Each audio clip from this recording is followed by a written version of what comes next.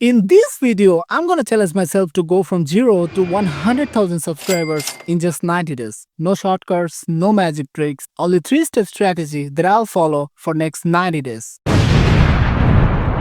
To do this for real, I'll make 3 timelines for next 90 days. Week 1 to 4 will be the observation phase. In this timeline, I'll try to learn everything about YouTube. What is the psychology behind every successful video? How can I make this kind of videos? I'll try to learn everything. Basically, this phase will be all about observing.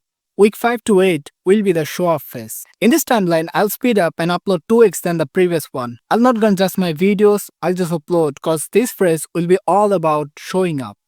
Week 9 to 12 will be the improvement phase. This will be the last phase of my challenge. In this timeline, I'll try to focus on quality over quantity. Whatever I was doing wrong in my videos, I'll try to fix all of them. Whether it is scripting, editing skill, executing stuff, whatever it is, constantly I'll try to improve. So that's my plan and I'm dead serious to make this happen. Thanks for watching this video. Later.